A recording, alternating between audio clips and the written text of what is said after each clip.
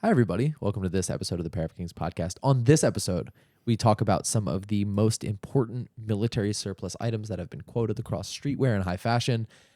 We have a lot of religious talk. We talk about shockingly old biblical names and Hasidic drip. Yeah. Enjoy this episode and enjoy the theme song by Morgan. What you gonna do with all that junk inside your trunk? I'ma get you drunk, get you love drunk off my hump, my hump, my hump, my hump, my hump, my hump, my hump, my hump, my hump, my lovely little lump. Check it out. Hi, everybody. Welcome back to this episode of the Pair of Kings podcast. I'm your host, Saul Thompson. You can find me on Instagram at Saul Thompson. I'm joined this week not only by my wonderful Kozabero, but also by my wonderful co-host. I'm Michael Smith. You can find me on Instagram at @_Smithstagram. How are you, Michael? I'm good. They opened up a Mr. Carrot in my neighborhood. What the fuck is that? It's a Mr. Fruit or vegetable. Typically, Mr. Fruit is a real like special subgenre of bodega. To me. I know what the Mr. Fruits are. They share no commonality. Like I've Mr. Fruit and Mr. Plum and Mr. Apple and Mr. Carrot, they're not in any way related, and they're usually pretty drastically different bodegas, but I still feel a certain sense of solidarity. So they opened up a Mr. Carrot. They all have really good produce. No, this one has no produce. What the fuck? It's called Mr. Carrot. It's chips and drinks and a deli counter. I've told you about the chopped cheese, right? What's the You've chopped done cheese? the mystery of the chopped cheese? The mystery of the chopped cheese? So in my neighborhood, I live in Washington Heights in New York. Michael used to live there too, so he's gonna know instantly what I'm talking about. But in my chopped neighborhood, cheese to deli? so there's chopped cheese to deli, there's chopped cheese deli 1, and there's chopped cheese deli 4, and they're not in order. I think it goes 1 is I think 4 is the lowest, and then 1, and then 2. They don't make sense. However, I was always confused because chopped cheese deli 3 is nowhere to be found. Is it chopped cheese to deli and chopped cheese deli 1? I believe so. Okay, so they might be separate. Yeah. Okay. But I found chopped cheese deli 3. Oh? It's in the Lower East Side in Chinatown. There's a Twitter thread where this guy went around New York trying to find the largest number of brothers at a pizza restaurant. I love that, yeah. How many are there? I think he got up to like 13 brothers pizza or something, but you know, he had to do it sequentially. Oh, okay. Like he couldn't skip, I think. You think there's like a Mormon family that's going to move in with like 19 brothers deli? 19 brothers, and they're not sure who their mothers are deli. Republican Senator deli. I'm assuming we don't have any Mormon listeners to this podcast. That would be kind of crazy. Not secret underwear level, at least. That'd be cool. If you'd like to join the Discord, message us secret underwear. That's secret a fun underwear. one. I can't believe I remembered to do that. Wow, it's so early too, like 5 minutes in. Yeah. Those people got it easy. Whoever listens to this episode. Yeah, they opened a Mr. Carrot, and I've been kind of a chopped cheese free agent in my neighborhood. Really? I haven't signed to anyone yet. No allegiance yet? Yeah, You're a slut. Hey, You now. give it up for anybody? You walk in, you spread those buns and get some meat from anyone? I'd take a chopped cheese from pretty much anyone. Yeah. So what? I'm young. But this place I might be leaning towards a deal with these people. Mr. Carrot. It's real good. Really? Yeah, real good. What makes it good? I don't know. The bread's right. They put ketchup on their shit? If they do, it's a marginal. It's a real small. Okay. I think there should be ketchup on a chopped cheese, but just such a small, delicate amount. I don't agree, but I respect your opinion. It should be sort of an accent mark. I think ketchup is food for babies. A lot of stuff is applesauce is food for babies. Yeah, but applesauce, you wouldn't like put applesauce in a chopped cheese. No, but do you like applesauce? I'd eat it out of a cup solo. Would you eat ketchup out of a cup solo? No, but that's not the point. Neither would a baby. You don't know, baby. Come on now. You don't know, baby. No. And that's on baby. Oh, baby. On baby. So I don't know if I've told this story on the podcast. A couple years ago, I posted, I think like 2 years ago, the viral photo on baby, which is a guy, Yannick, please do not show it. It's a guy standing on top of a baby on a gate. And he's peering over the gate. Like and the baby's holding on. Show it on Do YouTube. not. I'm so worried about it. And it just says on baby 100. And that post got removed. Our ability to, I think, post got limited. We weren't shown on the explore page. And I think we had our interactions limited for like 6 months on Instagram. And I appealed it. I took the screenshot from another Instagram thing, but the podcast didn't grow for like 6 months because of On Baby. Personal vendetta Fucking On against Baby. it. But Fuck you on, baby. What are you wearing? Devoa Superstruck jeans and a 13.5 ounce Zimbabwe cotton. They're getting really good fades. That's fast. Yeah. You've been wearing them every day? Yeah. Nice. I've been frictioning them every day. Just sitting there. Just sitting rubbing. A lot Just- of rubbing in these jeans. Just rubbing on my jeans. Yeah. I'm just rubbing on my yellow leg. I have a Daft Punk shirt underneath my sweater, which is from Hermes. I went to the office today and Ooh. wanted to look presentable. Ooh. Mm-hmm. You got Hermes on. Yeah. Fancy My boy. mom got this for me. Wow.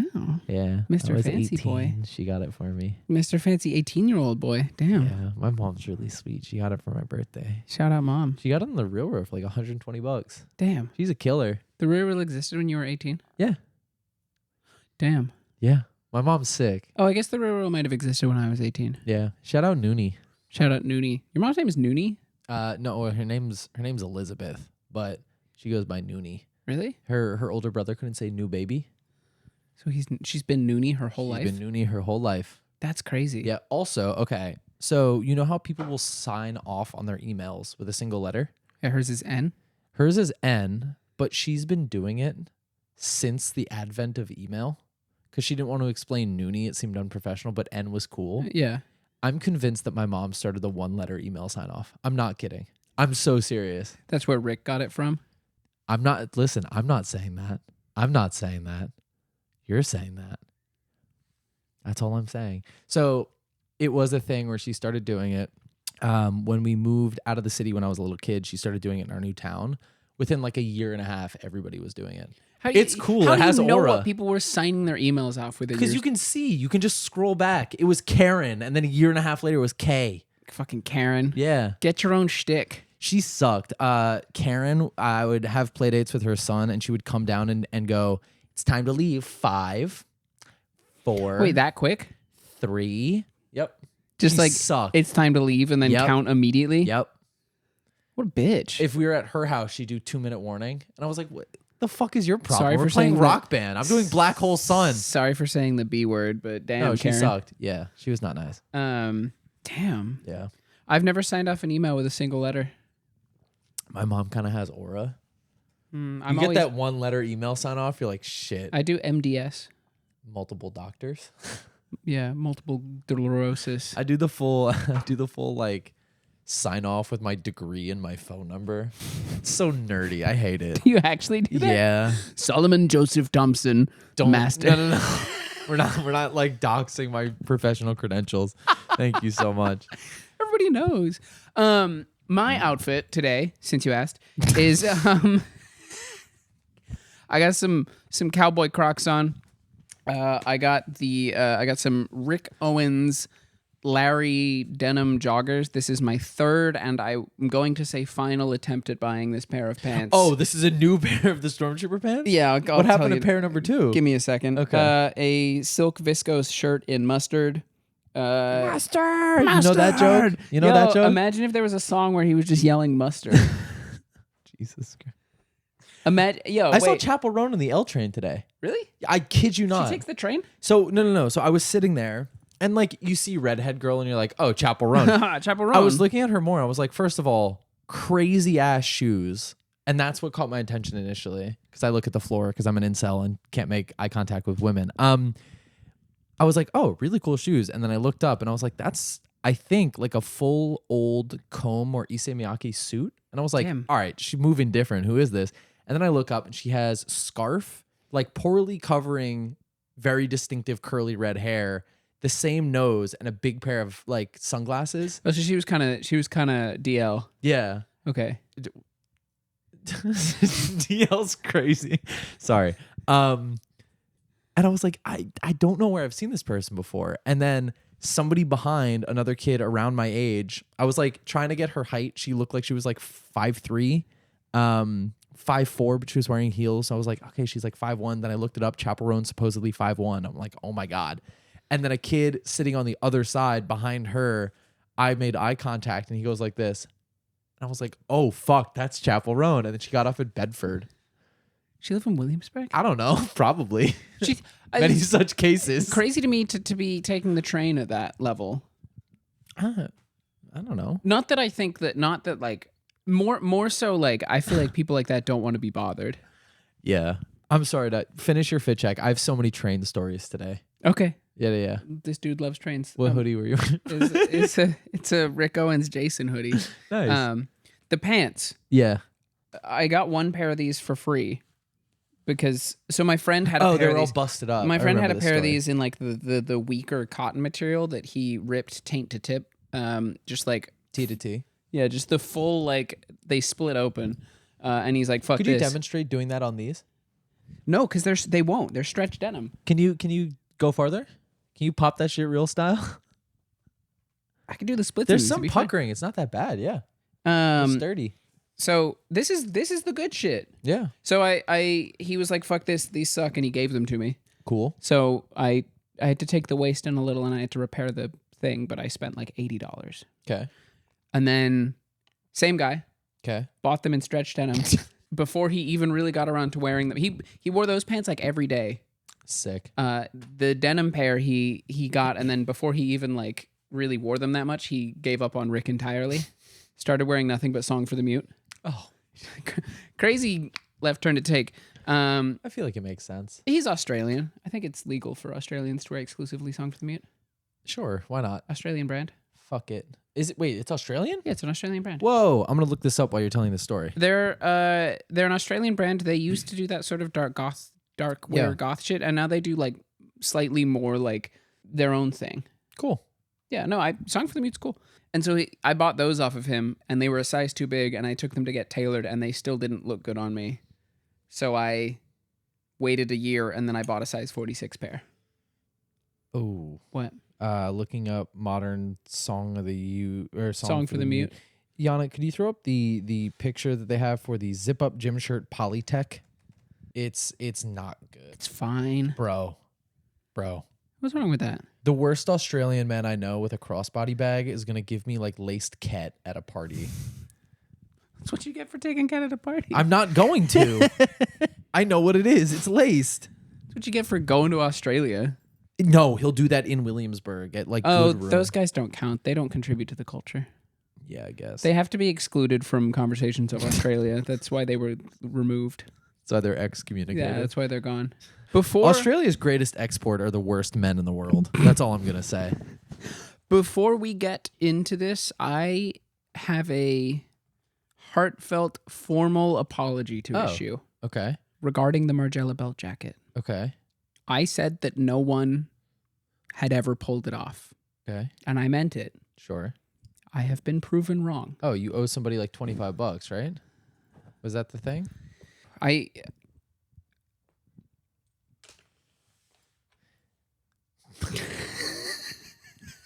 It's a dog, audio listeners. It's a fucking dog. It's a golden retriever.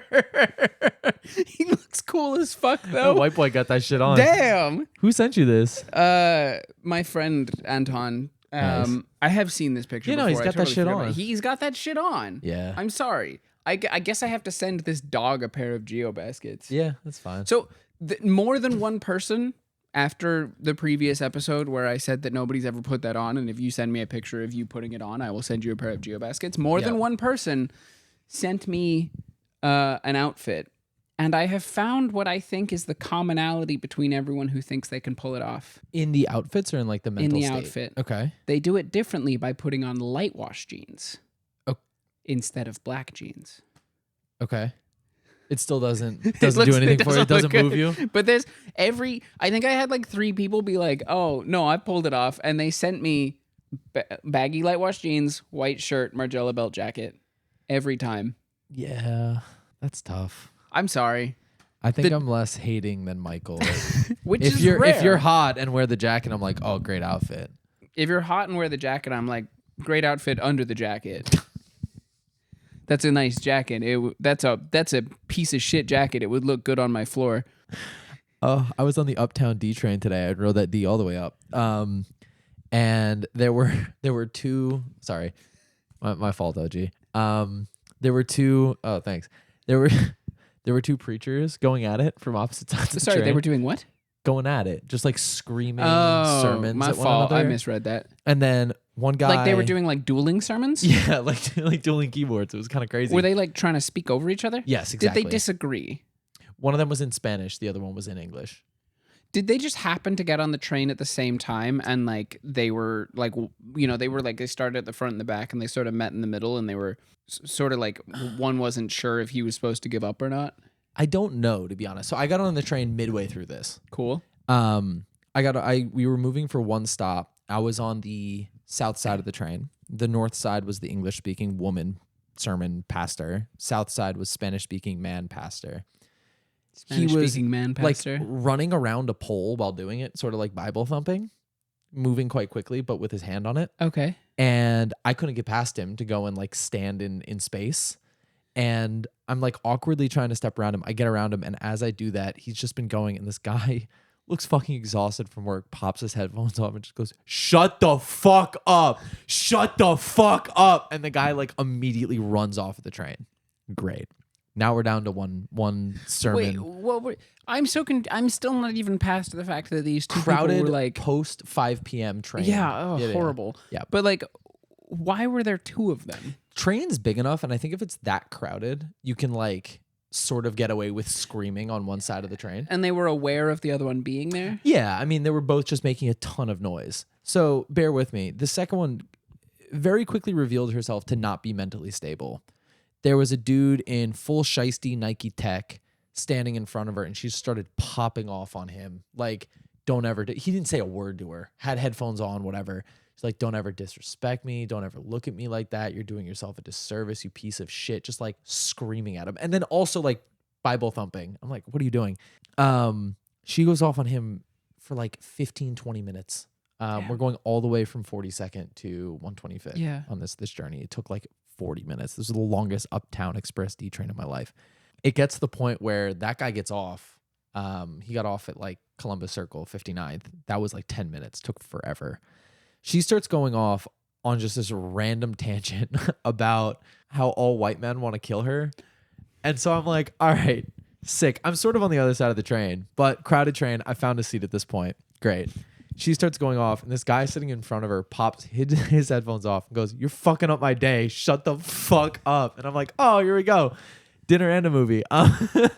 So he starts going back and forth with her, and she's screaming at him. He's screaming at her. He goes, "You know what? No, I'm going to choose kindness. What can I do for you? Do you want a sandwich? Do you want a hug?" And she goes, "I want $5 million." And the train just loses it. I've never seen such good comedic timing out of like clearly unwell Bible thumper on the train. So sick. And everyone around me, I verbally said aloud, "Shit, I'd love $5 million." and this lady going next to me is like, "I know that's right." So we just start going off, like cackling. And then the woman next to me starts going off, like, "Shut the fuck up. Like, I got a son at home. Like, everybody on here paid their $2.90. Like, get the fuck off the train." And we're stopped, and she's still going. The lady next to me is like, "I know she's getting off at 115th or at 125th. I know she's getting off at 125th. Like, go back to Zombieland." And we get to 125th. The woman starts stepping off. The train loses their mind, like applauding because she's getting off the train.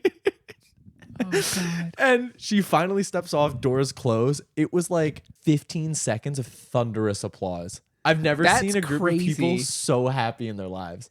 It was amazing. Crazy. Yep. I've been reading the Bible lately.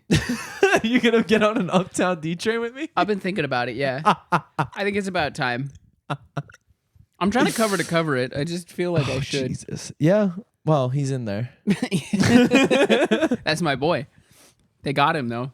I am a little new to all of this, and I didn't realize I'm new to this, bro. I didn't know how the Bible worked, and I didn't realize that it was going to be four guys telling the same story 4 times in a row. Huh? See? What do you mean? It's 4 guys telling the same story 4 times in a row. In the same book? The first 4 Gospels are the same story, almost. Oh. See? Okay. See? So Matthew is one. Mark, Luke, and then John. So Matthew, Mark are almost identical. You mean to tell me that 2,100 years ago, dudes had names like Luke and Mark? Well, dudes have names like Luke and Mark now because dudes had names like that's where that comes from. I don't know. What are you trying to say? I don't know. You're trying to say that Some guy in like 1610 was like, I don't know, Luke sounds good. Let's write that in. no, some guy was like, my name's Luke. I'll No. write that in. Their name's like Ebenezer or something crazy. There's no way some dude in 140 BC was named Luke. I'm being so serious. You were just saying this because you know those names in a modern context. But the modern context of those names, Solomon, comes from back then. Solomon is like an old Bible name. Luke has no sauce. Yeah, so it's fucked up that you got that name in 2025. Yeah, it's hard. Michael? Matt. Michael. Yeah, it's nice. That's fine. You're my friend. Yeah, but is Michael allowed to exist back then? No. Okay, so Archangel Michael. Mike. Archangel Mike came down with like, Mike. like a natty light and came down from heaven. This is blasphemous. He had I'm his, sorry. that is blasphemous, actually. My bad. Yeah. My fault. I'm not gonna blasphemy on the podcast. It's okay. You got your whole book. You got your whole No, I'm other book. asking. I'm gonna check. I think just don't think they're saucy. But the thing is, back then they probably. So now here's the thing. I get what you mean. Yeah, Back- I've had years of losers in college being named Matt. Well, so the thing is that back Gabriel's kind of sick. Gabriel's the angel. Yeah, that's hard as hell. But like, you know, everyone had names like fucking Ezekiel Hard. and shit. And probably at the time there were two dudes on a podcast, right? Talking about fucking check it out, right? You wouldn't believe what I saw the other day. No. No. I was out walking. Dude, Bush was on fire and it didn't stop. It didn't stop. Bro. Hold on. He taught a man to fish, right? Right? So I've never seen this before. Yeah, he yeah, gave yeah. him bread. Right? Yeah. He fed him for a day. Yeah, for But a day. He taught a man to fish, fed him for a lifetime. Is that biblical? Yeah, I Oh. thought. Is that I don't know. I haven't gotten to that part yet. I've gotten to the part where Jesus feeds 5,000 people with the same loaf of bread. I don't know if they had garlic. Dude like back me then. would have eaten 5,000 people's worth of garlic bread. No, see, the thing is there were two guys on a podcast back then talking about like fucking it's crazy. These people are named like Ezekiel and Isaac and all these ancient names. My bro Matt, that's a cool ass name. That's new. But I don't want no. But What then, happened? What happened to Cain? Why is nobody named Cain anymore? That's a crazy name. As hard as hell. Abel? I know people named Abel. Hmm. The Weeknd is named Abel. True. I don't know, man. Magdalene, hard. That's the last name of Mary, which is just Yeah. a regular ass name. Mary Magdalene is hard. Mary Magdalene The is hard. the alliteration is sick. Yeah. Yeah. But I mean, most We're of it's 30 minutes into a podcast. We haven't done a single bit of fashion talk. I did research for like. also isn't Magdalene just like isn't it like Mary of where she's from? I don't know. I went to Hebrew school. So you know Old Testament stuff. Yeah. Yeah, so you're used to Old Testament Bible names too. Moses is sick. We didn't have a Matt. Yeah, but You think Eric was in the old? okay, Eric's not that obviously not Eric, but like all of those old like biblical names exist now because they were biblical. That's why you think they're boring. We've ceased to do the podcast. But just arguing as friends. Dudes back then, they never heard of Mark before.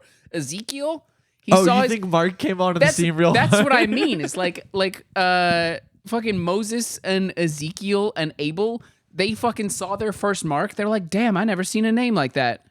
That He shit's wasn't wearing shitty Craig Green jackets. They were like, yo, he's cooking. oh Mark Boudelier. That's a joke from Mark. That one's for I you, don't like Mark Craig Boudelier. Green. But like they saw Mark and they're like, holy shit, that's a real concise name. I never seen that before. Ezekiel's got 4 syllables. Oh, you think Gabriel started moving different? Yeah. They're like, shit, maybe I should be Gabe. He's yeah, Fuck. dude, call me Gabe. Yo, call me Zeke. Call me yeah. See, Mark showed up, and they're like, oh my god, you can just it's right to the point. People are gonna know. People can call me. But they had Cain and Abel. Those were chopped. But you think it was chopped in a and good screwed? way. Yeah, like short. Oh. What was Cain chopped from? Canathan. Fuck you. What was Able chopped from? Ableton. Oh, that's what they named the music software. yeah, after. of course. Oh, I knew that. Because I want to beat anybody who uses it dead with a rock.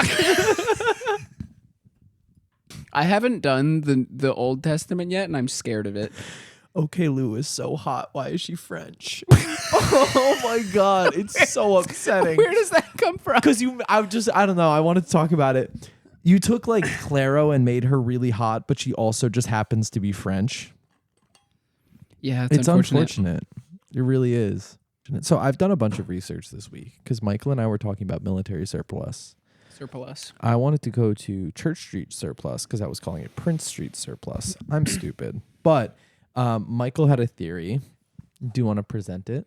Yeah, I don't even know if it's a theory. I think it's a strongly held opinion. A theory would suggest that I've got something to prove here. Okay. Oh. Well, Speak on that. it's just like this is an opinion. Sure. But I feel like as far as dressing well on like the lowest possible budget, I think that the coolest way to do that is military surplus. I would agree. As long as you can do it without looking like you're trying to board an airplane first. What does that mean? Showing up to the airport in like full camo so that you can join so that you can board the airplane before everyone else. The line. Yeah. As long as you're not doing it to get like a 10% discount at Subway. I think that's kind of funny. Steal valor to get a discount at Subway. Yeah. Those sandwiches are like $12 But like now. It's more fine. to the point, I like as long as you're doing it in a way that doesn't look like you're dressing military, military surplus is far and away like the best way to dress. Yeah. In like as far like on a budget, trying to dress cool because it's a majority of what all of the designers we like ripped off in the first place. Yeah. Yeah, so Michael and I were also chatting about the fact that Demna showed up to Church Street Surplus a couple of times a year, I think, and just bought so much stuff. Definitely back when so he did that a lot when I don't know about Church Street specifically when There's a photo of him at Church Street. They yeah, posted but it. That's from the most recent visit. Yes. That's from Yes, when yes, they yes. did the New York Stock Exchange show. Yes. 2 years ago. Yes. And he went and visited. But like, I mean, a lot of Vetements and Balenciaga stuff is like cut up. Essentially, like the pattern for a lot of the really big Balenciaga cargos just comes from cutting up and reattaching military surplus cargos. What I did, I researched a bunch of distinct or commonly referenced pieces of military surplus clothing that have then gotten brought into modern streetwear and high fashion. I wanted to know which items in particular had really made an impact, sort of the ones that have permeated through. I guess this brings us, I had it at my end, but I think a really good example of that, like the vet cargos, is obviously the GAT, right? The Margiela GAT, which has sort of become like synonymous with the brand. And what does GAT stand for? German Army trainer. So for those who want a background, it's a low-top athletic shoe developed in the 1970s for the West German Bundeswehr. Something like that, as a standard indoor training sneaker. And they made so many of them that they just ended up getting, not thrown out, but donated. It's and also ending up in thrift stores. It's also sort of what became the samba. Yeah. So Adi Dassler made the samba. Wait, really? Yeah, I'm almost positive. Samba was after 1970? Oh, I guess that would make sense. Yeah. Was the samba after 1970? I don't know. The German army trainers are from the 70s? I thought so. That's what I. That's what I I might found. have my shit backwards. Extend back to the 1970s. Yeah. Cool. I do my research. I check you. It's good to be checked. But I think it's another really good example of a designer. So I think fashion has this really interesting cyclical effect where obviously high-end things, haute couture, avant-garde stuff, as much as that word is played out, gets distilled down, right? You do the what is cerulean blue. Yeah. Right? Everybody knows that. It color trickles its way down. You. And it becomes so diffused that you don't even know what you're looking at anymore. But a lot of those haute couture or like, fun runway things come from people finding cheap clothing and freaking it, for lack of a better term. Those German army trainers, I would say Margiela, that's only true of certain things. yeah. It's Yeah, very yeah. true of the new guard of Yes. couture, but like, respectfully, I don't think there's a Schiaparelli piece that was based on something they found in a thrift shop. That's where you're wrong. Am I wrong? Yeah. So Oh, you got Schiaparelli in there to prove me not wrong? Schiaparelli. I have old Yves Saint Laurent. But I think I'm talking like Schiaparelli to me is like a Oh, you're talking like full ball gown. yeah, like Yes. not everything that we see trickle down from up there didn't Yes. start up I'm not there. saying everything did. Yeah, It's yeah. also usually It's just more men's stuff ends up trickling down, or I'm sorry, getting bumped up from like German army trainer, usually worn by men, not worn by everybody. Great. yeah. A lot of the other examples I have are a lot of the examples I found of them being used in fashion or high fashion are in menswear brands. Maybe that was just the type of research I'm doing. No, I mean I think that's pretty true, and it's like more so. I think of like the people who are doing that are the like newer, in quotes like 90s and onward designers like Margiela and Rick and Demna and those people who are like making stuff that's a little bit grungy. Yeah, I think that there's also a really cool analog to be drawn in the music scene where a lot of distinctive sounds were created by, I'll take Detroit House, right? You have the 909, which ended up, they only made a couple of them. They did not sell well. They ended up in Detroit charity shops. And the historically underprivileged and marginalized communities, often black, or mostly, if not all black, in Detroit, found the 909s and started making music because that's what was available. And it became a very distinctive sound and gave rise to Detroit House, right? Similar things have happened, I think, in the fashion industry. I think we come back to Demna a lot, but I do think that he serves as a good example where, as I understand it, Michael, correct me if I'm wrong, grew up poor in Georgia. And sort of had to work with what he could find, at least for some early years of his design. A lot of career. it's like flea market stuff that he just like bought and got up. Yeah. Essentially. I think it's an interesting analog. Anyway, so the other thing, or another one of the items that I wanted to bring up were trench coats and pea coats, which you think of now as like duh, of course. But I wrote some background. I'll run through it really quickly. They were given to British Army officers in World War I. It was waterproof and breathable, obviously for the trenches. Everything was for, all the little accents on it was obviously for a martial purpose. Yeah. So you had the epaulets for ranks, D-rings on the belt for binoculars, pistols, or map cases to be hung. I D-rings didn't know on that they the carried belt? physical. The way you like literally the look like Ds. that you pull the belt through. I think so. You're meant to hang stuff on those. I thought so. Oh, That's apparently what I learned. that's storm apparently flap, what you learned. Well, that is, yes, that is what I learned. The storm flap on the chest and the cape-like back yoke helped the rain roll off and not get into the jacket. It wicks off. Yeah. You think they were doing the Arc'teryx challenge in the trenches, What's the Arc'teryx challenge? standing in the shower? They're just like out in the rain. Look, it wicks right off. It wicks right off. It wicks right off in it. It wicks right off. And the most interesting thing, the collar could be turned up and closed, and it had a latch to keep out the wind or poison gas with space to seal in a gas mask. Oh. Right? Kind of Cool. cool. So the khaki, like garbadine fabric, was pioneered by Burberry. Boo. And after We don't World like War Burberry? No, they do a lot of fuck shit. Why? They like destroy things instead of donating it. They burn yeah. a lot of excess fabric. They suck. Yeah. Do they Have made- still do that stuff? I think they're more sneaky about it. Mm. So after World War I, the jacket got really popularized because Humphrey Bogart wore it in Casablanca in the 1940s. But a Crazy huge name. moment. Fucking Humphrey Bogart. What, you think Dick Van Dyke is less crazy? Seriously?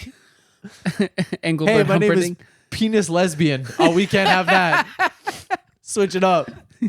Penis the lesbian.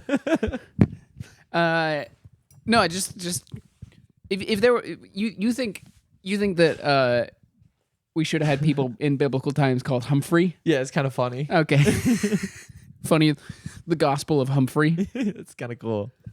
Humphrey Bogart. So huge moment. We talked, I think it was last season, about how good the Saint Laurent collection was, and one of my favorite things was that they were women, female models in conventionally masculine looks. Right, that is a staple of Saint Laurent is freaking it gender style. Right, to Freaked it gender style. make it in Pair of Kings podcast talk.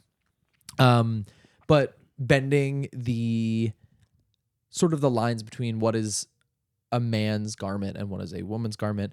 The earliest case that I could find of this, I think, from Saint Laurent, maybe with the suiting. I need to check in more on that. But the debut 1962 collection of Yves Saint Laurent featured a pea coat, which is navy military cues for women, and a trench coat, which is super cool. Yeah. And I honestly sort of thought that the pea coat and trench coat were conventionally women's garments that had been adapted for men. Somewhat stupidly, my mom got me a pea coat and a trench coat. She had them when I was growing up, and I was like, oh, surely that's a thing for women. But no, it's military surplus, comes from that. And I think that that's a really, one, early, and two, interesting example of a designer taking something that is not necessarily meant for a certain class of society or certain rank of society, Parisian wealthy women, and adopting something that was for essentially the opposite, lower class men who would get drafted in the military, World War II, and making it something desirable and aspirational. I think it's really cool. And I honestly had no idea that it was Saint Laurent that did that, or Yves Saint Laurent. I always kind of appreciate the opposite of that. Like I really like that cargo pants and bomber jackets and like the fact that, and we're going to reference Demna here because we're talking about military surplus. The fact that the Vetements bombers just used the Alpha Industries bomber, but like cut up and sewn together. Yep. I feel like made it much more attainable for people without Balenciaga or Vetements money to look cool, because you can just buy an Alpha Industries bomber in like a few sizes up. Like it's a very obviously the Balenciaga look is specific, and if you want that, you might have to buy it. But there's so many workarounds to get a very similar look and to still be cool. Like you can tell when someone really likes Balenciaga even if they don't wear it. Yes, because it's like that style has become more accessible. Yeah, I think that that's one thing that certain designers who succeed in the fashion industry do. They don't just make clothes; they create a style. Yeah, and it's very distinct, right? Yeah. We're gonna talk about Rick Owens. Rick Owens, there is a style there, and there's so many brands that maybe they weren't at the time, but now seem like they sort of fall into the aesthetic of like Rick Owens, that box, right? I think that that's really cool, and what gives a designer staying power, long term, is that everybody wants to be them. Everybody wants to be them, but they're accessible enough in terms that the cues of the style are accessible while the clothing may not be. Right. Yeah. So while we're talking about the bomber jacket, the MA1 bomber, which was sort of pioneered in the USA in the 1950s. I feel like that is the number one thing I think of when I think about like, well, it's interesting because I look at a bomber jacket, I look at an MA1 bomber jacket, and I'm like, military. Yep.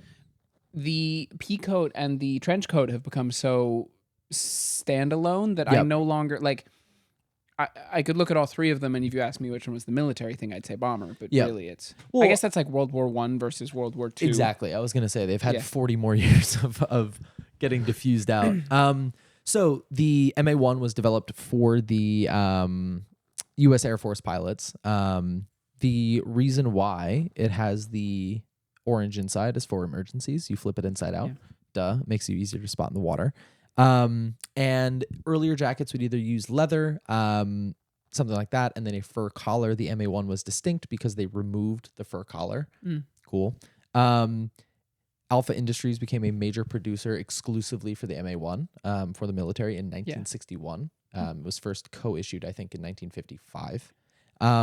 But it really blew up or for a couple of reasons. The sort of like bomber jacket groundwork was laid in Marlon Brando wore a bomber jacket in A Streetcar named Desire, excuse me.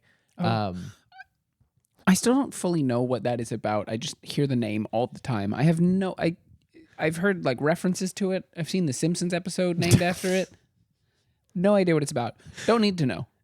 It holds up. I won't go into A Streetcar Named Desire. A lot of those classic Hollywood movies. Is that the one with Stella? What's that one? I think so. Okay. I don't know. There were a lot less movie stars. Many less. There were less movie stars. And when you think of the big movie stars, Marlon Brando, James Dean, of that time, Humphrey Bogart, even, they all had very distinctive looks and were styled in very interesting ways, right? Rebel Without a Cause is like t-shirt and jeans. That was important back then. Seriously. No, I'm just laughing at Humphrey Bogart, Marlon Brando, James Dean, Humphrey Bogart. Sick. But the MA1 blew up because Steve McQueen wore one in the Great Hunter Escape. Oh, Hunter. in 1980. And it really blew up after that. So there were a couple of other groups that really embraced it. Skinheads in Britain wore the oversized MA1 a lot with Doc Martens and jeans. And in 1988, Jean-Paul Gaultier reinvented the MA1 in Paris. He cropped it and quilted it for women. Mm-hmm. He actually changed the silhouette. And Catherine Hamnett put slogans on the back that apparently inspired Kanye West Yeezy aesthetics. Really? Somebody claimed that. I took it straight from there. I didn't think to fact check it. Did you see what the graphics were? I could pull them up. Yannick, could you throw up a Catherine Hamnett MA1? Where are the thingies on the back? That's Neighborhood. I don't know. I mean, this is from a long time ago, right? Yeah, find me a quilted Hamnett MA1, if you would, Yannick. That'd be super cool. If you can't, oh, there it is. Oh, that's still the Neighborhood one, but it just has like block. That's the silhouette. Letters? Okay. Yeah. I'm a little unsure about it being related to Yeezus aesthetics any more than they might draw from the same source. Yeah, fair enough. I don't know because my sources didn't get copied over where I pulled that from, but I will go and look and find the article where I found that. Anyway, Helmut Lang, Raf Simons made the MA1 a staple. Obviously, the Riot bomber. Helmut Lang put, I think, straps on it. Mm-hmm. Cool. Bondage. That's bondage. Yeah. You see a single strap on anything? Bondage. Put that they on get Braille. freaky with it. Rick Owens apparently elongated the MA1. Yes, he did. Cool. Vicious. And Vetmonts made it huge. Vetmonts made it huge. Yeah. The Vetements, the Rick elongated bomber from Vicious, where it's like it straight up is just like because he makes a regular bomber cut. Mm-hmm. Maybe it's not even that long. It's like slightly long. He makes a regular like his slim arm cut of bomber, but he made a very long one in Vicious. Oh, interesting. Like it's straight up just the regular cut, but like the zips down here. Okay. Looks bad. Damn. Pretty bad.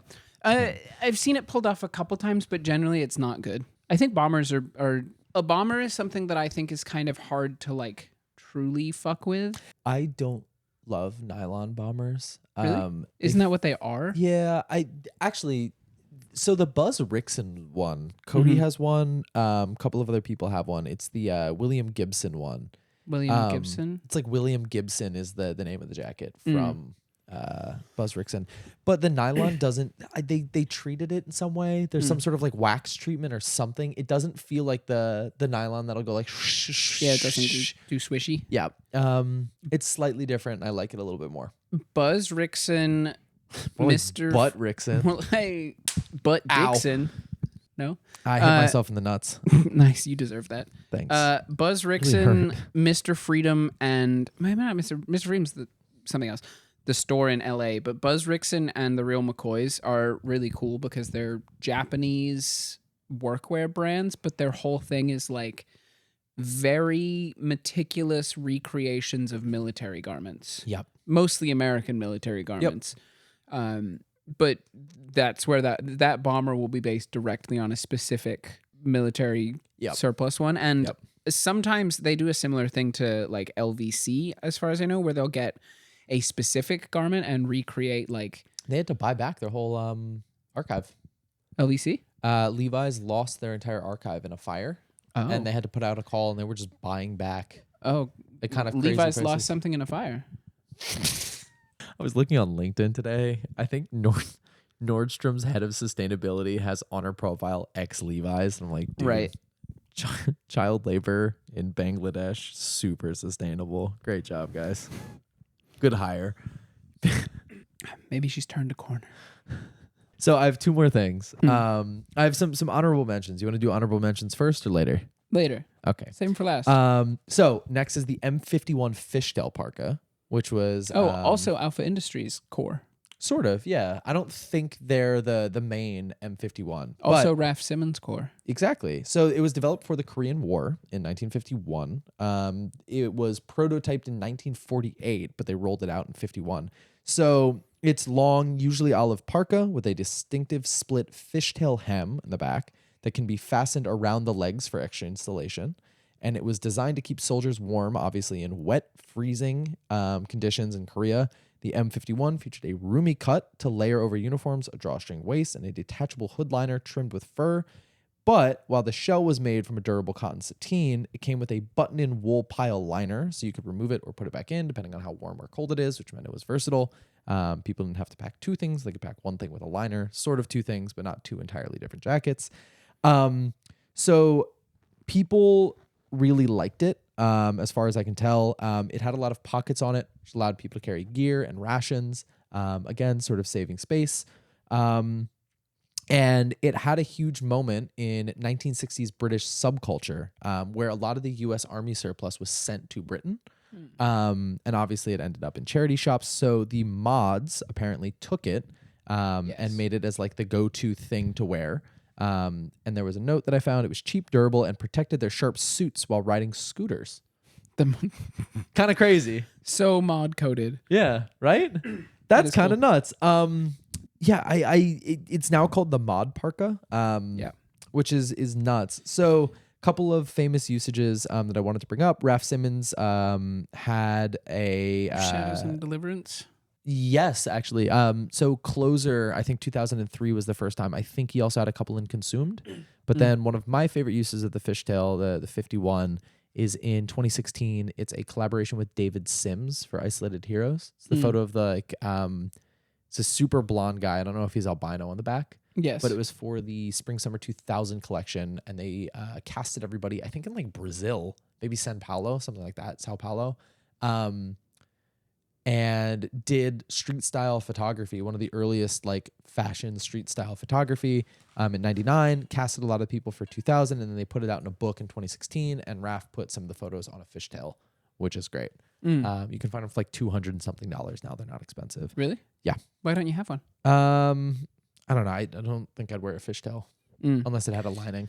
I remember the All Shadows and Deliverance parka, the one with the like the Grim Reaper on it, and that one. I remember seeing that and being very obsessed with it. No, I never had a Raf phase, but I really specifically wanted that. Yep. I did have from Zara a fishtail parka shaped hoodie. Like the whole thing was just a hoodie. Okay. But it was like it had the fishtail cut to How it. long was it? Very long. Oh. It was like a coat. Interesting. They just made it out of terry or something? Yeah. Huh. Put it in reverse terry. Put it in reverse terry. I probably have pictures of me in it somewhere. It was sick. I thought it was the coolest thing ever, and I saved up to get it from Zara. Do you still have it? No, absolutely not. Michael. Bro, it's like a $50 Zara hoodie that looks like shit. That made you who you are today. No, I think it held me over until I became who I was today. Okay, fair enough. All right, last thing is the M65 field jacket that was for the U.S. forces in Vietnam for the controversial Vietnam War. We didn't need to fight that. Thanks, Henry Kissinger. Unlike all the other wars, we needed to fight. Very true. Fuck Henry Kissinger. Say hi to, there's a lot of people. Ronald Reagan down there. Anyway, so it updated the M41 and the M43. I didn't dig into the M43 because I got a little bit lazy. It was a mid-weight cotton jacket featuring a fold-away hood in the collar, important, shoulder epaulettes, drawstring waist, and 4 front cargo pockets. I don't know if I know what this one looks like. Anything from Dior 07. I think there was one in Navigate. What's it called? What's the name of the jacket? M65. M65. So in the late 1960s and 70s, after the Vietnam War, Oh, I know. This is just the military jacket. yes, this is the military jacket. So big moments for this, and I saved maybe like the biggest fashion moments for last. Taxi driver. Yeah, thank you. Yeah. Taxi Driver, Jamal Woolard as Biggie in Notorious, War One. D'Angelo Wilson as DJ Is in 8 Mile. That's a crazy mention. Yeah, between that, it was between Biggie and Jean-Claude Van Damme as Frank Dux in Bloodsport. the big three. Rambo. Oh yeah. Wait, is he wearing an M65? Yeah. Hold on. Sick. And then the other one, Vietnam veterans and anti-war activists like John Lennon adopted the jacket. Rambo First Blood. Is that a 65? Oh yeah, it is. Sick. Yeah. I'm in the jungle. But Valentino's done them, Saint Laurent's done them, Versace's done them, Alpha Industries has done them, Supreme's done them. Everybody's fucking done them. M65. The military jacket. The military jacket. Did I do good? Do you like my did research? great. You did wonderful. Honorable mentions, obviously cargo pants, combat boots, duh. Really fun one, the Breton striped shirt. I don't want to write a full thing about this. So this was a 1860s Navy piece. Yeah. It is like the striped shirt, and sailors would wear it. The important thing, it has had 21 horizontal navy blue stripes to symbolize Napoleon's 21 victories. And Chanel took it. How Coco many Chanel. stripes did they have to commemorate his losses? 0. Interesting. 21 and 0. Sort of cherry picking there. I seem to recall something about Russia. They had one giant horizontal or vertical stripe. For that one time he tried to invade Russia and was like, fuck, it's cold. Many such cases, He said, unfortunately. actually, yeah, like at least three historical cases of being like, I'm going to take Russia. Fuck, it's cold. They could have used an M51 with a liner. You could, see, that's where you went wrong. Yeah. If you had an M51 with a liner, totally could have handled it. I love doing research for the podcast. It's fun. Man, maybe we should talk about real stuff sometimes. I can do the research. Well, I can look up stuff too sometimes. I've been known to. Quitting coffee made me want to drink bleach, dude. That shit sucked. I'm sorry. What is this related to? Just the fact that I usually do a lot of research while going onky off the stimulant. Oh, I love going onky off the stimulant. If there's one thing I'll go, it's onky. I drink so much coffee every day. I was drinking like 5-6 cups. And I make Vietnamese coffee, which is even stronger. That's jet fuel. And then I stopped drinking coffee and like very, very like serious thoughts of like, I'm just not in a good place. Like what, who am I? Does life have any meaning? Do I move through my day with any meaning or purpose? I can't get out of bed. Do I have motion? Do I have Riz? Chat, do I have Riz? No. And then like, you know, the sun came up on the 6th day and I was like, oh, I was just addicted to caffeine and I stopped cold turkey. Yeah. I don't have that problem. I could quit anytime I like. I want cold turkey. What am I high-fiving here? That I'm a cold turkey. The military surplus thing. Oh, yeah. Back to that. Yep. Unfortunately. Sorry. Sure. I'm proud of you. Thanks, man. You're doing great. Thanks. The thing I always think of is specifically boots. Like shoes are fucking... Yes, mama. Yeah, Boots. the house down. Good shoes are like one of the most expensive things to find, Yep. I feel like. And I can't really speak to the comfort of a lot of military surplus boots, but... I can, but finish your thought and we'll circle back. No, more like the ones that I've had have been wildly uncomfortable. Yes. There is a reason for that. I can speak to it, but more so like if you size up an insole, little more comfortable, and so many of the like I don't know, you start to look at like other countries' military boots. We were looking at Finnish boots the other cold day? weather boots. I might get a pair. They're super cool. They're They really have- cool. I didn't like them initially because they have an extended like a last. They've got the sole is extended and slightly squared off with metal attachments so that it can clip into skis. I didn't know that.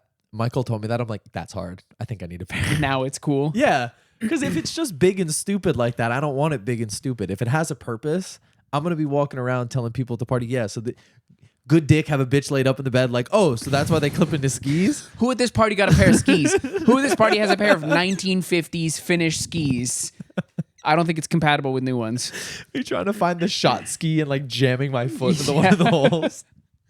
I just think like I've seen I think like German paratrooper boots are really cool. Yeah. There's certain specific models and they're kind of all cool, but if you Why did you think the German paratrooper boots were cool in particular, Michael? It's not German paratrooper boots. There's also there's some paratrooper boots that I there's a pair of boots that got really popular because they were also military surplus from the Vietnam War, the jungle boot. Jungle boot. Just look up US military jungle boot. Those like two-tone rubber soles. Yeah. Another like, they made too many and they came back and they got super popular. Yeah. Oh, another one that I was curious about, the Dr. Clark's. Those like chukka boots. Those were a military thing. Were they? Mm-hmm. That's crazy. I have notes on that. That is I cut that, but I did have notes. Have you ever worn a pair of those? Fuck no. Because I had my like preppy phase in a really bad way. I'm sorry. It's fine. And I for sure had a pair of like crepe sole, brown leather, Clark's Desert boots. Hell yeah. With the chinos and shit. I was rocking that exact look. That is a crazy boot to have for military because it's like. So it wasn't necessarily for a combat purpose. Okay. In 1941, there were British Army officers that were stationed in Burma and North Africa. They were looking for something to wear that weren't their military boots because it was so hot. And they went into Cairo, apparently, and found people making ankle-high boots with suede and crepe rubber soles.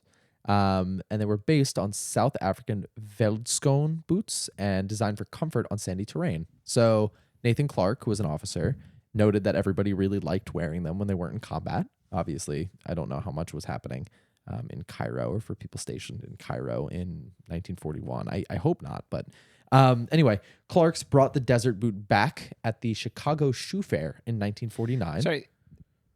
They had that? Yeah. Okay. Yeah, the design is that of a chukka boot, unlined suede uppers with 2 eyelet open lacing and a crepe sole. Its appeal is simplicity and comfort. Yeah, and it was breathable in hot climates. They didn't have to wear shitty leather boots. The crepe, crepe soles just disintegrate. Yeah. Like they have they have a heel in the crepe shape and eventually they just go completely fucking flat. Yep. Horrible shoes. You know what I think is sick? What? U.S. cultural victory from the export of military surplus. We are responsible for the cool fashion stuff in Britain. That's true. USA. USA. You think Henry Kissinger was on that? He was like, okay, let's go kill hundreds of thousands in Vietnam just so that these kids in Britain can get some Something tells me no. Okay. I'm going to severely say no. I'm going to shut that down right now. Maybe cut that. Yeah. Don't cut that. It's funny. But it's very wrong. The British military, they got those big hats. When's that going to start over here? Fifi with her ugly ass Vaquera hat. Wait, what hat is this? Her cunty pirate hat. Oh, no, that's not ugly. That's cool. It's cool. It's objectively, if I saw that in a military context. But that's not what I'm talking about. Oh, I thought you were talking about the Napoleon. Oh, he's not British. He's French. Whoops. Damn, bro. Sorry. You're talking about like a 3-corner hat. Not the 3-corner. It's like the sideways cowboy hat. Oh. When she wears it flat style, not taco style. Yeah, no, I'm super talking about the big bear hat that the Royal Guards wear. Oh, okay, yeah. When are we gonna bring that in to fashion? Ooh. I guess maybe it might end up looking a little Hasidic. Is that okay for me to say? Dude pops out in Yoji and one of those hats. You're like, oh, he's just Hasidic. Who are we talking to that said they thought a guy was like dripped down in some Yoji and he just turned out to be Hasidic? Me. I say that all the time. When I moved to New York, I'd never seen a Hasidic Jewish guy in real life before, or really at all. You know that, right? They don't have those in Arizona. They got the Japanese pilgrim swag everywhere. Damn, Williamsburg going crazy. Some dude stepped on the train and I was like, damn. Oh. Especially because the coats are so often made of like kind of a like shiny, like bad material. Oh no, they're usually sort of like a worsted wool. Some of them are like shiny, polyester-y looking ones. Really? Where have I? Yeah, I don't know if it's like the summer version of the coat, but some of them I are don't know really it. shiny. I got so much respect. Honestly, what is it? A milliner who makes hats? Yes. I don't know. Why'd I say yes? I have no idea. Well, I forget what the name. I think it's a milliner. The people that Milliner. make hats. Yo. Anyway, a lot of those hat making shops are kept alive and are run by, I believe, Jews because the Hasidic community has such demand for those very distinctive hats. I'm sorry, I don't know what they're called. Maybe I'm a bad Jew, but it takes skill. Like the sort of perfectly like cylindrical beaver fur hats. Yeah. They're crazy, but they're quite expensive. If I can, They always look very gently balanced. I think that's because they're like custom fit. That's crazy. Hold on. The guy on Instagram, mind. the guy on Instagram who makes the cowboy hats with the skulls in them. Yeah, and I it's love always him. like a beautiful process to watch him make. Like he does the shaping, like he sizes it on the person's head, he marks it with this weird metal contraption. He measures it, he like he steam molds the leather. But then he just he finishes it up and he makes it like he makes it look like the Mad Hatter. Like he puts cards in it and like Weird feathers, and the top of it's a skull, and he burnishes the fuck out of it. And at the end, you're left with like John Varvatos on steroids. I appreciate the fact that he's jumping the shark. Oh You know yeah, what I mean? no, I think that's one of the few instances where I'm truly incredibly impressed by the craftsmanship. And I fucking hate the end product. Holy shit. Okay. What do you think a shrimptail costs? A the shrimp Jewish tail? hat. It's Sorry. first of all, Streimel. SHTREIMEL. Okay, so that's not on me. Streimel. Streimel. Yeah. What do you think they cost? Off rip, first search, $1,000. $1,500. Ooh, damn. So I looked it up. It's cheaper to buy Yoji. Bro, the Hasids are not moving like this. He's drifted down. That's crazy. He's moving crazy. This guy's incredible. He's sick. He got the like fur coat with the fur cuffs. God damn. The cane? It's crazy. What's going on in here? It's like embellished. Dude, I don't know. Shit. Because you see the dudes in Williamsburg, they're not moving like this. No. Not at all. No. It's kind of disappointing. Yeah, I want to see more of that. I gotta put my New York. Should I convert just to like put that shit on for like 2 years? I won't do any of the Do you misogynistic. have to convert? Well, no, like upgrade. Upgrade? I like take the points in the skill tree towards acidic. What's the process like for that? I don't know, genuinely. Okay. I assume I don't know. You can't just put the fit on. Could you wear like vicar's robes? Me, personally? Yeah. Probably not. I think that's sort of similar. Like you couldn't be a man of the cloth. But a vicar is a profession in the church. This is a rabbi. Right, but like Yeah. the Hasidic outfit. You Yeah, can't no, but just- I want to put this shit on. I know. Yeah. But like you can't just could you not just like put on the Hasidic outfit and go to a neighborhood? I mean, like I think I could. You know, I don't know if I'm gonna be 10 toes down in South Williamsburg and not get G checked. I guess I could. Like, is there a background check? Like, could you show up at a church and be like, yeah, I just moved here? Actually, yeah, Very religious So discussion I think on they this wear episode. streimels on Shabbat, or I think there's one designation of religious sect of Jews that wear them all the time. Okay. So it's not an everyday thing. More to the I mean, yes, but like more to the point. There's not a like how do you go from being you, Saul, as you currently are Jewish, to Hasidic Saul? Oh, interesting. Like, do you just have to be like I find a baddie, make her shave her head, and have 6 kids in 3 years. That's facts. Like, do you? Because there's some conversion process. I think so. I think there's probably some sort of religious ceremony you have to be. I mean, I was bar mitzvahed and I'm circumcised, so like the big two are out of the way. So that'll save you a little discomfort down the road. We're doing a lot of religion talk on this one. Yeah. It's tight. It's tight. Shit, I love getting holy. You like that one? So many of those things I read. You high five and like monkey neuron activation. I go for the high five and then I sort of process what you say and I'm like, well, I don't even think that makes sense. We talked about on this episode in particular the military and Jews. Which conclusions you will. And the Bible. That's true. The Bible. The Bible. What else have I been looking at in the fashion world? Oh, so the interest in fashion came from me trying to find a Canadian, I think it's called an ACV. The interest in fashion. The interest in military surplus fashion. Came from me trying to find a Canadian ACV, which is an armored combat vehicle gunner's jacket. They started making. Oh, you weren't looking for the ACV itself. Shit, if I could. My friend in high school, his name's Joey. Sick. He teaches on an Air Force base now. Hard. Teaches people how to fly helicopters. But he had a Deuce and a half, which is a 2.5 ton army transport vehicle. That's so sick. With a canvas back? Those guys? Yeah. He would drive that to school? No, he never drove it to school. It was too big for the parking spots. That's so he drove it around a little bit. I mean, it had one of those diesel engines that could run on fucking anything. Yep. Like you could just put like anything slightly flammable in there and it'd be like, yep, here we go.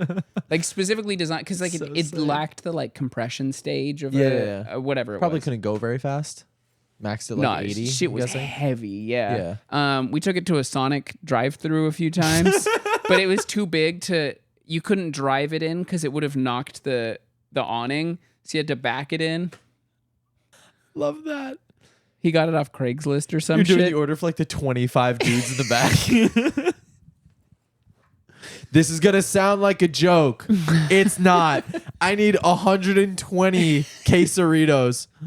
The engine's like in the background. It was tight. It was just like one of those things. Give us 15 minutes. Fucking roller skate out. But it was one of those things that like they're not that desirable. So for what it was, you could get it for pretty cheap. Pull up to the window, please. You hear from the back like hut.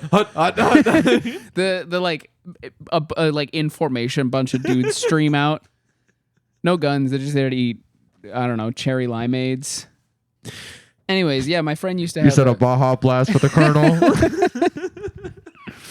My friend I think he used it to transport like ATVs upstate so a few sick. times. Yeah. Had a friend with a Deuce and a half. He sold it. That's why. Because I believe he moved to San Diego for one thing. Okay, fair enough. But also I think he just like he had his fun with it, and that's a hell of a thing to keep. Yeah. You know? I got really into a Toyota Hilux phase, and you can't buy them in the US because Dodge and Ram lobbied to make them illegal. One of these. That's so sick. I think his was just set up as a pickup for a lot of it. But some of the only legal Hiluxes are old fire vehicles, like fire department vehicles. And there was one available when I was looking to buy a car for like $16,000. Oh. It had a ton of miles on it, but it was used by a fire department in the like these things? 80s and 90s. Yeah, Hilux. You could do anything to that truck, Michael, and that key would turn. Is this an Australian thing? Yeah, so I drove them all the time when I was in Australia. Yeah. Those cars, I'm very confident that 3 things will survive a nuclear fallout: Twinkies, cockroaches, Toyota Hilux. Sort of the opposite of a Ford Pinto. Yeah. Yeah. Yeah. Do you know about Ford Pintos? I know what they look like. Famous for exploding. Seriously? Yeah, they just kept exploding. What? Hold on. I'm calling her. Yeah, Ford fuel way system she got her fires. thing that I like to pee into. What? Wait, what did I just high five for? Did you not hear what I said? No. Do you want to repeat it? No. Okay. safety of the design of the Pinto's fuel system led to critical incidents and subsequently resulted in something about the way they designed. Bomb truck. They made bomb truck. They designed it in a really specific way that like the fuel tank was in a really like I'm paraphrasing from really bad knowledge. I'm not going to read a whole Wikipedia page right now, but basically they designed it. It had really poor fuel placement, and it caught fire a lot. Love it. So sick. Yeah. Yeah, that's Ford Pintos.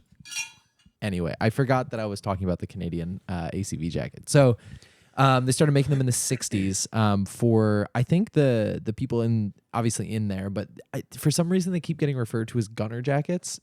So there's a gunner's post in some of these ACVs. I don't know if the Canadian military has seen armored combat vehicle use after 1970. I'm sorry, I'm not well versed in Canadian When's the last time the history. Canadian military was involved in any conflict? I don't know. I assume they were called in as an ally of the U.S. in the Vietnam War. I guess that was the 60s, so I don't know if the tank jacket would have seen that, especially because it's a cold weather jacket. Maybe I'm naive. I just don't have any like picture of Canada ever fighting any wars. Yeah, I don't know. They were huge in World War II.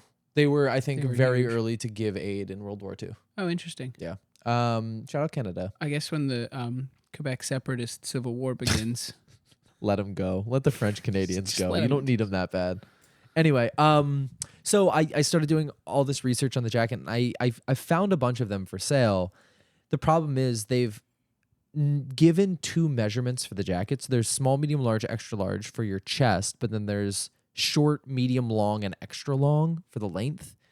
And the medium length is the perfect length, but nobody has a medium. All of the mediums are medium extra long, and I don't want another fucking military surplus jacket that goes down to like my mid thigh. It looks terrible, and I'm not taking a military jacket to get tailored. Maybe you should just get taller, manlet. I'm 6'2". What do you want out of me?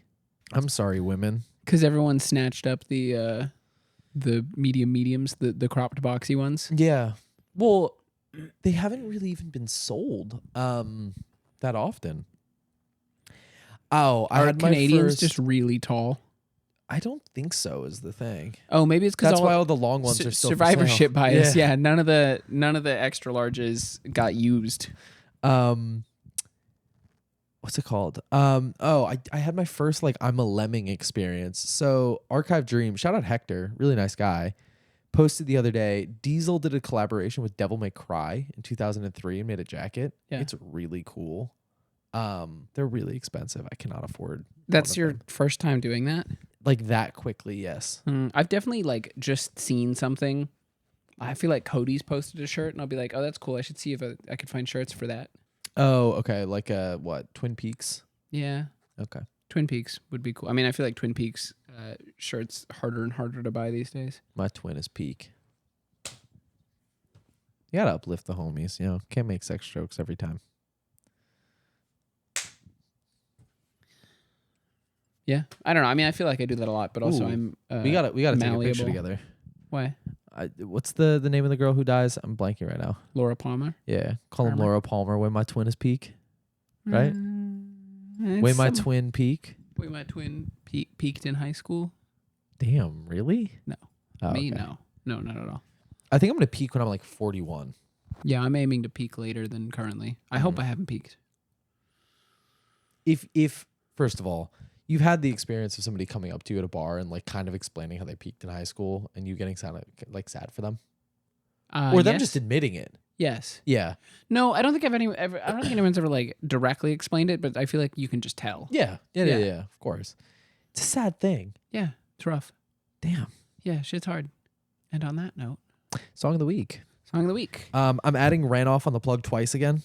I can't do it though. Spotify doesn't let you double add to playlists anymore for That's some reason. crazy. Yeah, it's kind of upsetting to be honest. So spiritually, I'm adding Ran Off on the Plug twice again. We've now added it 3 times. I think you can. I think there's 2 versions of it. Oh, Yeah. There's an explicit and a non-explicit version. You can put the edited version on there. sweet. For some reason, I have Ran Off Onto Plug Twice saved on my Spotify on my computer. Yeah, as you should. What was I going to do? I think I'm gonna do Blues Run the Game Okay. by Tell us about that song. Jackson C. Frank. Insanely sad. Shit, my friend Jackson, see his friend Frank.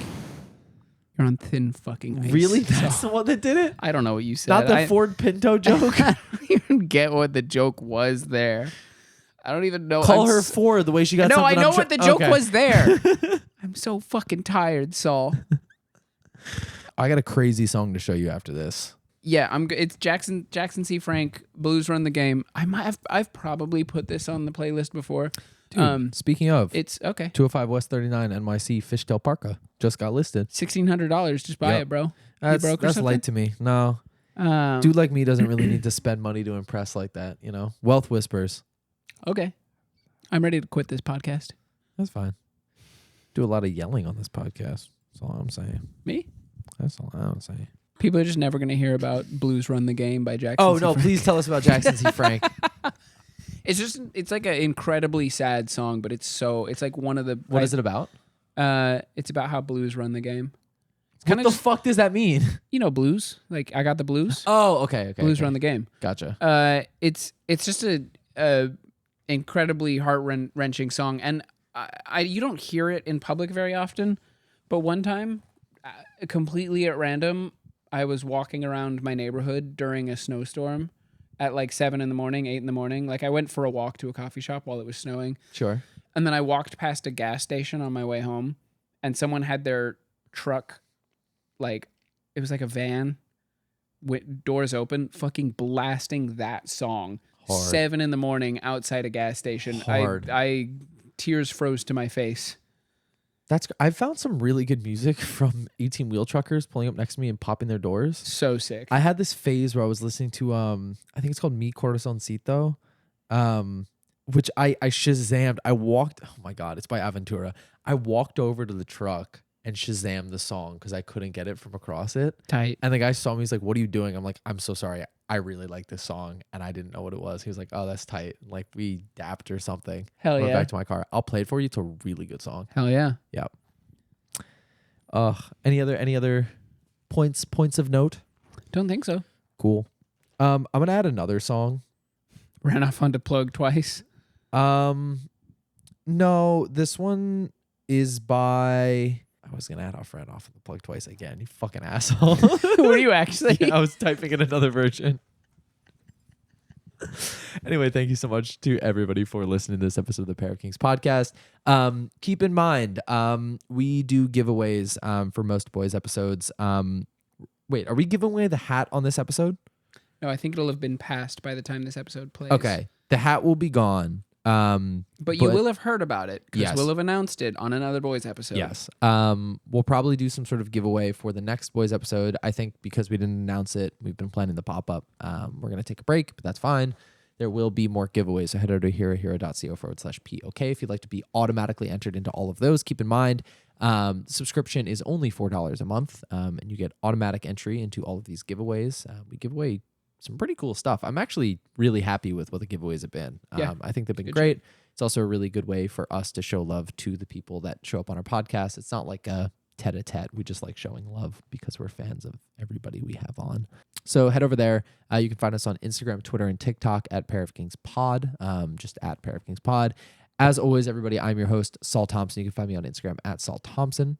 I'm joined this week not only by Cozabero, who has had his hat stripped from him, but also my wonderful co-host.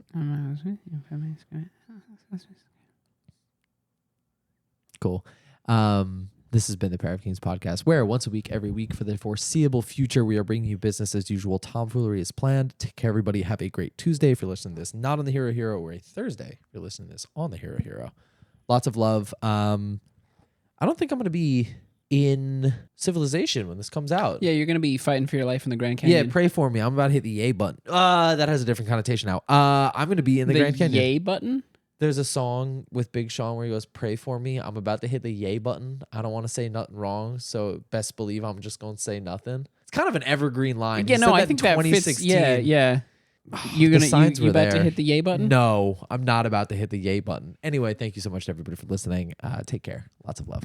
Goodbye. Bye. Hi, everybody. Welcome to this episode of the Pair of Kings podcast. On this episode, we talk about some of the most important military surplus items that have been quoted across streetwear and high fashion. We have a lot of religious talk. We talk about shockingly old biblical names and Hasidic drip. Yeah. Enjoy this episode and enjoy the theme song by Morgan.